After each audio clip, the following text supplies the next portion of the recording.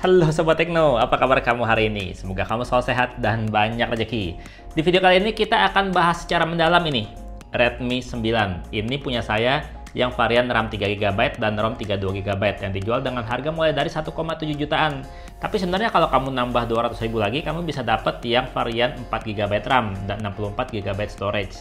Tapi kalau buat saya sih ini udah cukup banget.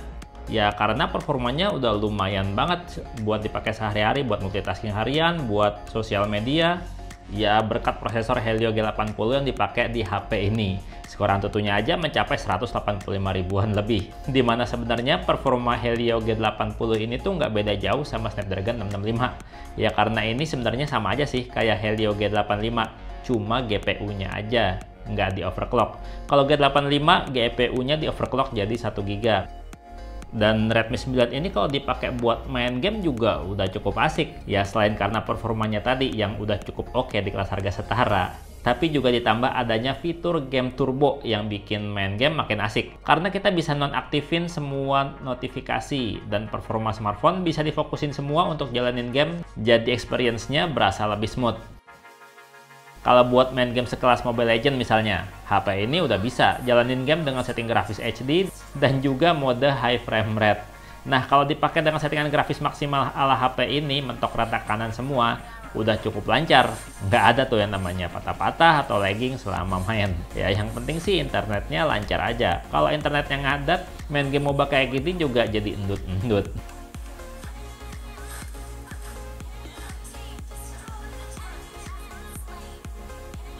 Sementara kalau buat main game sekelas COD Mobile, Redmi 9 ini cuma bisa main di settingan grafis mulai dari low high sampai medium high aja.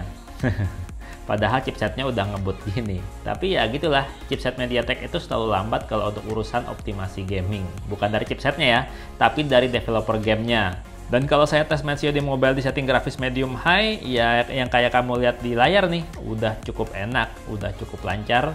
Dan selama main tuh jarang banget, nyaris banget nggak pernah ada yang namanya drop frame. Asli enak banget. Tapi settingan grafisnya medium high ya, nggak bisa lebih lagi, mentok di sini aja.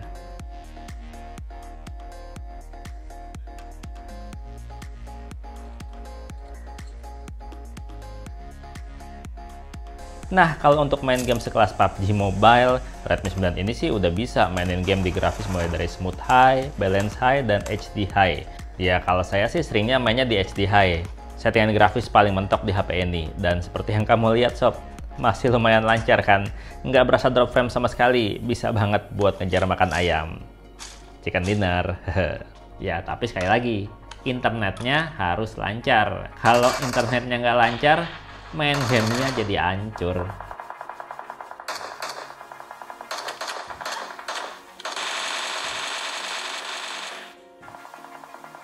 Dan kalau di bagian desain, cakep sob. Saya berani bilang kalau ini HP paling kece desainnya ya, untuk HP harga kelas nggak sampai 2 juta, di bawah 2 juta. Paling kece kalau saya bilang.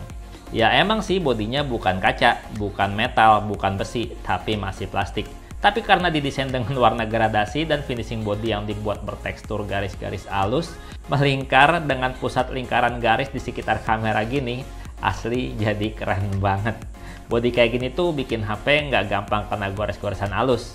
Minyak dan sidik jari juga nggak gampang nempel berbekas. Jadi kinclongnya lebih tahan lama, mulusnya lebih awet. Ya kalau dari depan sih nggak usah diprotes ya. Masih pakai gaya waterproof notch dengan bezel layar yang masih cukup lebar. Ya sama sih, HP-HP di kelas harga lebih tinggi juga masih kayak gini. Jenggotnya masih lebar. Jadi ya masih oke lah.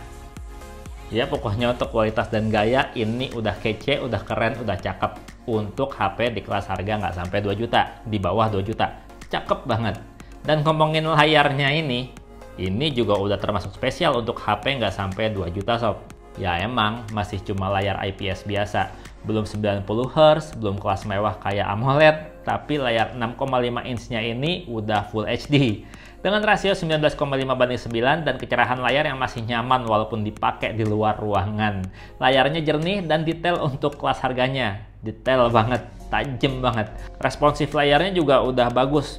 Pokoknya udah enak banget deh kalau buat main game. Kalau kamu mau main game piano juga bisa, karena udah support 10 sentuhan.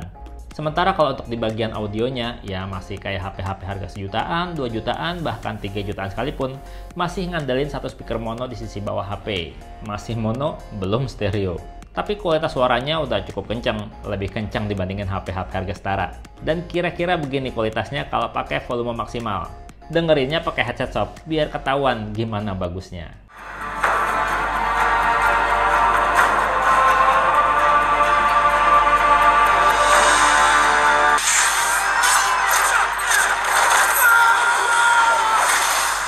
My father cannot fight, so I will take his place. What is your name, soldier? Hua Jun, Commander, son of Hua Zhou. You will now take the oath of the warrior. Dan kalau kamu dengerin musiknya pakai Bluetooth speaker atau pakai earphone, kualitas audionya bisa diangkat, bisa lebih baik lagi dengan adanya fitur Mi Sound Enhancer. Jadi dengerin musiknya makin asik. Oh iya, Redmi 9 ini juga punya kartu slot udah nggak hybrid, udah dedicated, jadi bisa pasang dual SIM dan microSD sekaligus berbarengan. Terus juga udah bisa baca semua kartu 4G di Indonesia dan juga udah bisa VoLTE. Mau kartu internetan doang bisa, atau kartu telepon doang juga, pokoknya bisa semualah kartu-kartu yang dijual di Indonesia. Dan kalau saya pribadi sih ya, pengalaman saya pakai HP ini, kalau saya keluar-keluar jalan-jalan kemana-mana itu nggak pernah bawa charger ataupun powerbank selama saya pakai HP ini. Karena ini HP-nya tuh kuat seharian. Bahkan saya udah cobain muter video YouTube secara streaming kualitas video Full HD pakai jaringan WiFi sih, dan kecerahan layar disetting di 100 lux atau kira-kira kalau di HP ini sekitar 65% brightness-nya. Bisa bertahan selama 15 jam 30 menit untuk baterai habis dari 100% sampai 0. Baterainya awet emang, tapi kalau ngecasnya, kalau pakai charger bawaan yang cuma 5 volt 2 ampere atau 10 watt aja, butuh waktu sekitar 3 jam 5 menit untuk penuh dari 0 sampai 100% sob. Ya ngecasnya emang masih lambat, tapi yang penting baterainya awet. Itu kalau menurut saya. Kalau menurut kamu gimana? Komentar sob. Nah, kalau di bagian sensor-sensornya, Redmi 9 ini sebenarnya udah cukup lengkap untuk sensor-sensor dasar di smartphone. Walaupun belum punya sensor NFC, yang semua orang belum tentu butuh. Sensor cahayanya ada dan berfungsi dengan lancar untuk auto brightness layar. Sensor magnetik dan orientasi juga ada, jadi HP ini bisa fitur kompas. Terus sensor giroskopnya juga ada, ya walaupun masih software aja, masih virtual gyro. Nggak bakalah nyaman kalau buat main game, tapi setidaknya HP ini udah siap, udah bisa kalau dipakai buat fitur-fitur virtual reality. Kayak ngelihat foto atau video 360 derajat misalnya. Karena ini udah ada giroskopnya, walaupun masih virtual, kita tinggal goyang-goyangin gini aja untuk pindah sudut. Nggak perlu digeser-geser secara manual. Untuk dipakai jadi pemandu jalan juga udah oke. Sensor GPS-nya bisa cepat baca dan kunci lokasi, dan baca lokasinya juga udah cukup presisi loh sob. Udah bisa banget diandelin buat kamu yang punya profesi driver online, karena baterainya juga udah awet banget. GPS-nya bagus, baterainya awet, ya udah klop. Enak banget kalau buat driver online. Dan untuk sistem keamanannya, walaupun ini HP masih harga kelas 1 jutaan, nggak sampai 2 juta, ini masih dikasih komplit sob. Masih dikasih sensor sidik jari yang penempatannya sebingkai sama kamera. Posisinya lebih tinggi dari body, jadi gampang banget dikenalin tanpa kita harus lihat. Cukup diraba dan performa baca jarinya juga udah cukup cepat, cukup akurat. Ya walaupun ada sedikit jeda dari jari kebaca sampai kunci kebuka. Kalau pakai pengenalan wajah juga udah cepet banget baca muka untuk buka kunci. Ya yang penting kondisi ruangannya cukup terang. Kalau pencahayaannya kurang, kecepatannya juga berkurang. Kita juga bisa simpel buka kunci dengan tap aja layar 2 kali selama muka kita kelihatan di kamera. Atau juga bisa cukup angkat aja HP kayak gini untuk buka kunci. Asik ya? Dan di bagian fitur-fitur juga udah komplit sob. Walaupun ini HP Redmi 9 ini harganya hemat. Karena Redmi 9 ini udah pakai MIUI 11 yang berdasarkan Android 10. Ya saya belum tahu kapan dapat update ke MIUI 12. Tapi ini juga udah cukup banget kalau saya bilang. Udah bisa dark mode yang bikin latar jadi gelap, sementara tulisan jadi putih, baik cuma di sistem ataupun di aplikasi-aplikasi populer kayak IG ataupun WhatsApp. Jadi main HP-nya lebih nyaman mata memandang. Redmi 9 juga punya fitur dual app yang bisa ngegandain aplikasi. Hampir semua aplikasi sob. Sosial media bisa, aplikasi chatting bisa, bahkan game juga bisa digandain. Ya sayang aja belum bisa gandain uang.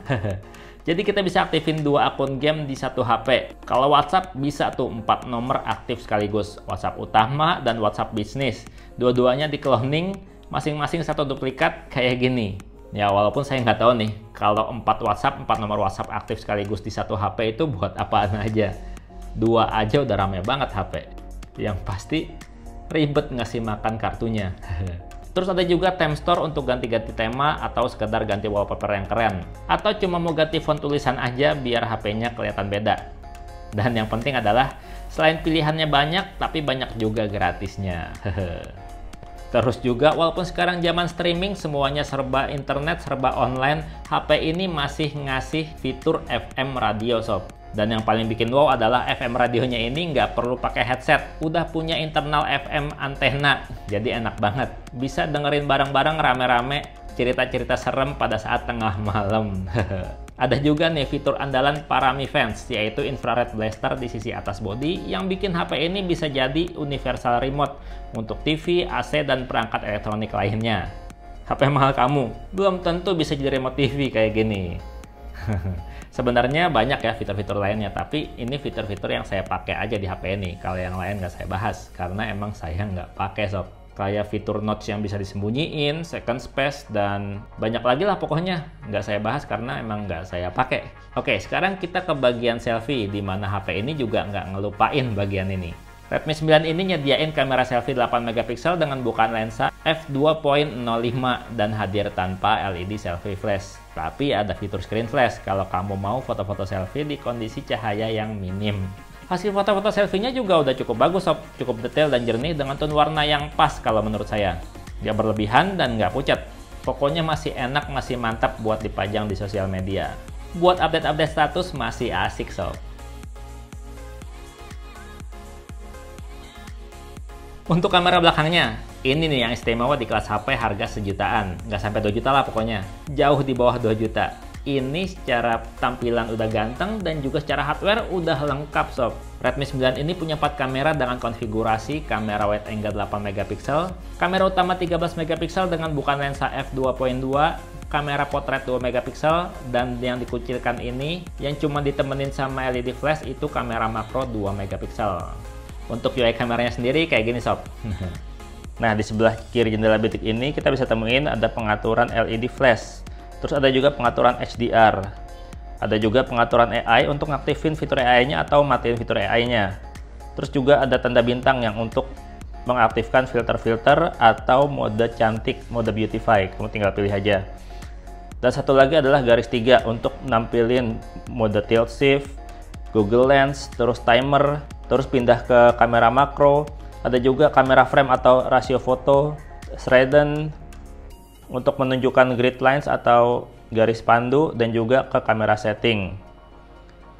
Nah, sementara di tengah jendela bidik sini kita bisa lihat ya, di sini ada 1x yang artinya tuh perbesaran 1 kali. Terus 0,6x untuk pindah ke kamera sudut lebar, dan juga 2x yang ini tuh untuk perbesaran 2 kali digital zoom ya sob. Nah, untuk mode-mode kamera lainnya juga kamu bisa geser-geser aja kayak gini. Kamu bisa pilih sesuai kebutuhan kamu. Di sini ada mode slow mo.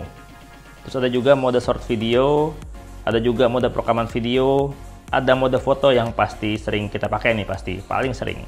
Terus ada mode potret untuk bikin foto dengan latar blur, dan juga ada mode pro, di mana mode pro-nya ini pengaturannya tuh cukup komplit sob. Ada pengaturan white balance, ada pengaturan fokus, mau auto atau mau manual. Terus ada pengaturan shutter speed, yang ini shutter speednya tuh sampai 30 detik. Terus ada pengaturan ISO, ISO-nya ini sampai 3200, ada mode AV, dan juga pengaturan lensa, di mana 3 lensa ini bisa kita pakai.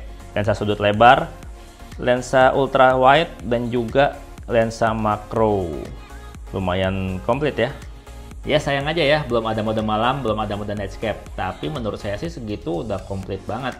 Dan kira-kira kayak gini nih, hasil foto-foto dari Redmi 9. Untuk kamera makronya, ya udah lumayan bagus sih untuk kelas harganya.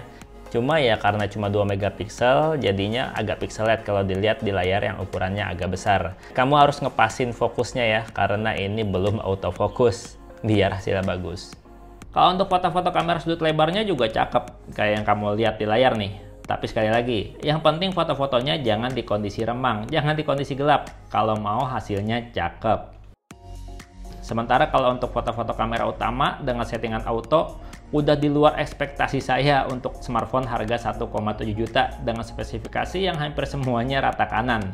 Ya setidaknya untuk kelas harga segini ya. Kualitasnya jernih, detail, saturasi warnanya juga pas. Pokoknya untuk foto-foto no komplain lah.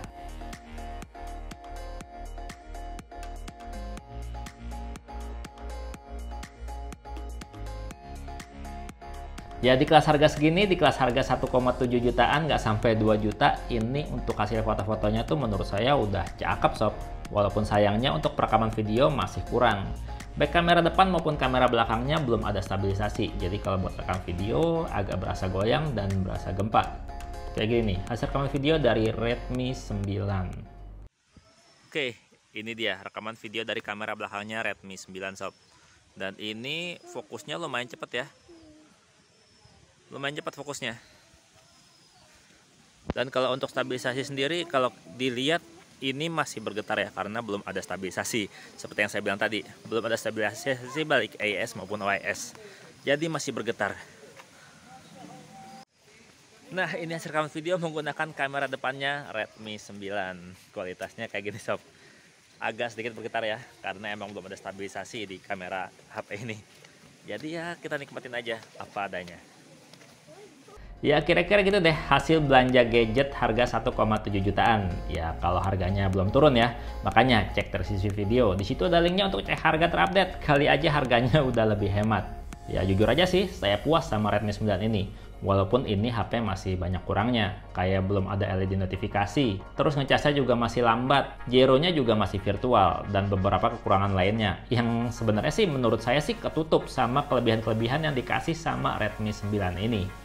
Jadinya ya no komplain lah. Harga segitu, kemampuan segini, no komplain. Happy-happy aja. Kalau menurut kamu sendiri gimana sob? Kamu yang udah nyobain, yang udah punya, boleh banget komentar di bawah. Berbagi pengalaman kamu dan berbagi pendapat kamu mengenai HP ini. Dan Bang Teno pamit, sampai jumpa di video berikutnya. Bye-bye.